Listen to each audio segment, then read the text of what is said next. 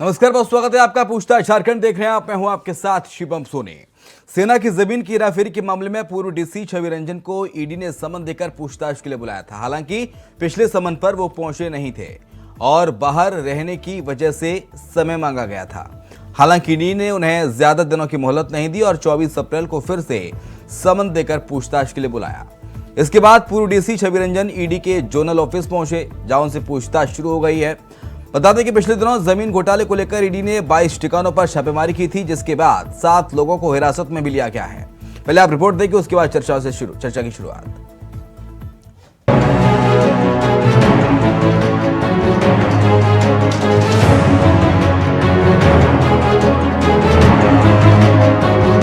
झारखंड की हेमंत सोरेन सरकार और उनके अधिकारियों को एक एक करके ईडी का बुलावा आ रहा है। अभी आईएएस पूजा सिंघल के खिलाफ कार्रवाई खत्म भी नहीं हुई कि ईडी ने आईएएस छवि रंजन को समन भेजकर बुलाया और 24 अप्रैल को ईडी के दफ्तर में हाजिरी लगाने को कहा है। दरअसल ये पहली बार नहीं है, ईडी की तरफ से छवि रंजन को दूसरी बार बुलाया गया है। इससे पहले उन्होंने ईडी को पत्र लिखकर बाहर रहने के कारण आने में असमर्थता जताई थी, जिसके बाद ईडी ने उन्हें दोबारा तलब किया है। दरअसल जानकारी के मुताबिक ये कार्रवाई खाली जमीनों पर कब्जे को लेकर की गई है। सूत्रों की माने ईडी को पूर्व उपायुक्त छवि रंजन के साथ साथ कुछ अंचल अधिकारियों और जमीन दलालों के ठिकानों पर छापेमारी की थी। बताते चलें कि छवि रंजन फिलहाल समाज कल्याण विभाग निदेशक पद पर तैनात हैं। छवि रंजन के साथ कुछ अंचल अधिकारियों पर नियमों का उल्लंघन कर जमीन खरीद बिक्री को मंजूरी देने के आरोप लगे हैं, जिसमें कई सीईओ, बिल्डर, जमीन कारोबार में लिप्त लोग और रिम्स के रेडियोलॉजी डिपार्टमेंट के टेक्नीशियन का भी नाम सामने आया है, जिसे लेकर ईडी ने दबिश दी और अब पूछताछ के लिए तलब किया है। ईडी के हाथ इस बार लगे सुरागों में कई बड़े नाम शामिल बताए जा रहे हैं, जिसमें एक नाम रिम्स के रेडियोलॉजी डिपार्टमेंट में टेक्नीशियन के पद पर कार्यरत अफसर अली का है। वहीं अब जमीन कब्जे के इस खेल के तार बंगाल तक पहुंच रहे हैं। ऐसे में अब देखने वाली बात ये होगी कि आखिर ये जमीन कब्जाने का नेटवर्क कितना बड़ा है और इसमें कौन कौन शामिल है और पूछताछ में क्या कुछ निकल कर सामने आता है। ब्यूरो रिपोर्ट, इंडिया वॉइस के लिए।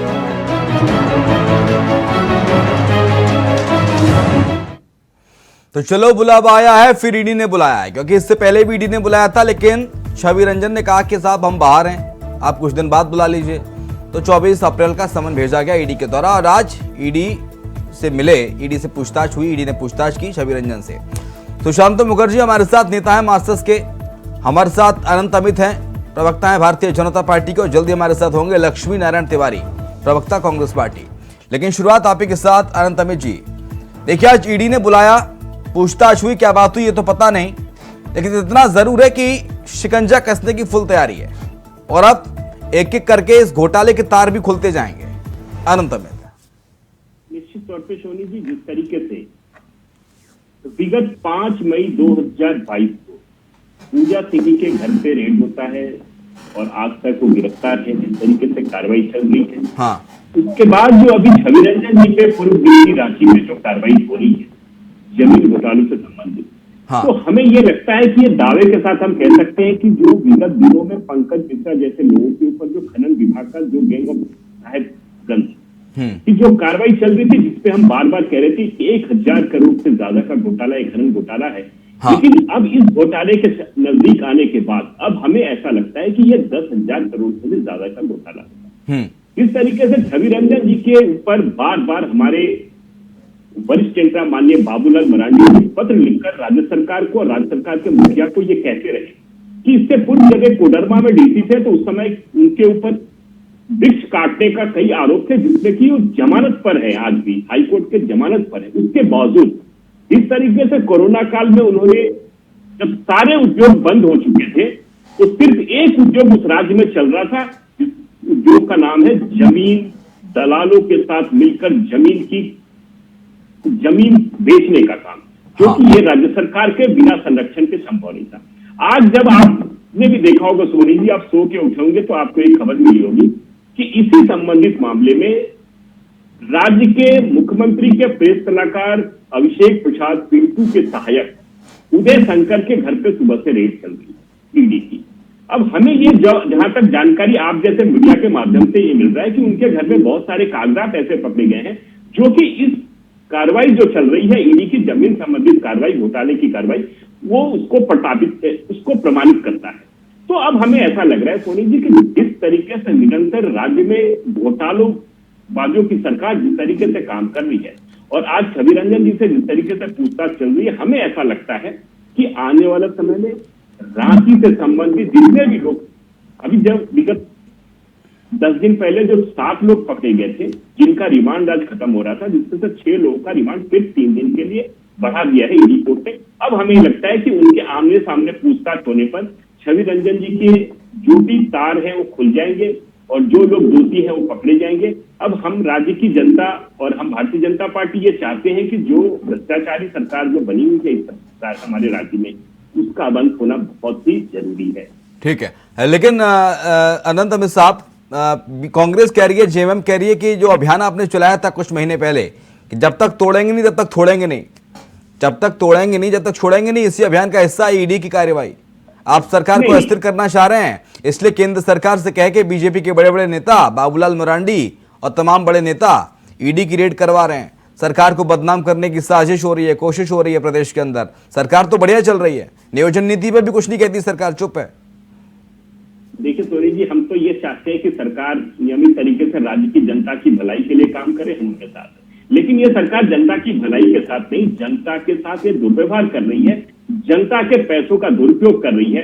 अब आप इसमें ये तो हम जो कार्यक्रम करते हैं सोनी, जो राजनीतिक कार्यक्रम होता है हम करते रहेंगे। अब कल आपने देखा होगा कि एक कांग्रेस के एक माननीय मंत्री जी का जो वीडियो क्लिप आया है, क्या वो भी हमने कर दिया? क्या वो भारतीय जनता पार्टी ने नहीं किया? अब जो लोग जैसा करेंगे वैसा पाएंगे। जो भ्रष्टाचार में लिप्त होंगे, एजेंसी आपसे काम कर रही है, उसमें भारतीय जनता पार्टी क्या करेगी? तो जो निरंतर जिस तरीके से चल रहा है राज्य में, उस तरीके से राज्य की जनता अब इन चीज से उब चुकी है। भ्रष्टाचार कहां जहां हाथ डालिए वही भ्रष्टाचार है। तो अब तो राज्य की जनता ये चाह भी इस भ्रष्टाचारी सरकार से कैसे निजात पाए। ठीक है, लेकिन सुशांत मुखर्जी किस तरह से देखते हैं, आज ईडी के समक्ष पेश हुए छवि रंजन, उनसे पूछताछ हुई, क्या मुश्किलें और बढ़ेंगी सरकार की या फिर पूछताछ से हल निकलेगा कुछ? देखिए, छवि रंजन की ये डीसी बनने से पहले ही छवि खराब थी। उन्होंने जब रांची के डीसी नहीं बने थे, पलामू में थे, वो अपने घर के जितने पेड़ पौधे सबको, बड़े बड़े पेड़ों को कटवा दिए, तो उस पर अभी तक उसकी केस चल रही है। वो चार्जशीट, लेकिन उसको डीसी कैसे बनाए, यहां कैसे डीसी बन गए, सब विरोध किए। यही एक डीसी हमने देखा 23 सालों में, जो अपने अक्कड़ से कहते थे कि हम हैं, हम रहेंगे, और ये ना समझे कि राज्य सरकार की बात करते थे, वो केंद्र सरकार की भी बातें कहते थे कि मेरी ताकत है, ऊपर तक मेरी पहुंच है, क्योंकि आईएएस आईपीएस की ताकत वहां से आती है। किनकी ताकत से हम नहीं कह सकते। और जमीन लूट, आज जो आप आपके चैनल में बैठ के दिखा रहे, देख रहे हम लोग, ये हमने 2 से 3 साल पहले यहां की चैनल, जो कोरोना पीरियड में एक चैनल को हम लोग बैठ के इसको सबके धाराशाही कर दिए थे। सारे सीओ, हम तो कहते कि कर्मचारी जो उनके होते हैं, जो हल्का कर्मचारी जो रसीद काटते हैं, उनकी अगर प्रॉपर्टी की जांच कर दिया जाए, सीआई की अगर जांच किया जाए, हमें लगता है कि झारखंड की बड़ी बड़ी घोटाला उससे बड़ी घोटाला होगी। यहां तो फौज की जमीन बेच दी गई, सिर्फ आप डीसी के तरफ से बरियातू के फौज की जमीन को बेचने की बात कर रहे हैं।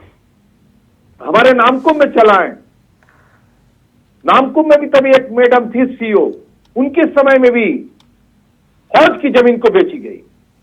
लेकिन तार कहीं पर ले जाना है, तार कहीं पर ले जाना है और किसी के बगल में झांकना है और उसे निश्चित तौर पर आगे काम बढ़ाना है। हमें लगता है कि सब सीओ, जितने सीओ हैं यहां पर, सब पर जांच हो। और डीसी के समय, जब से झारखंड बने, अभी नहीं, कौन ऐसा पॉलिटिकल पार्टी है बिना डीसी को कहे?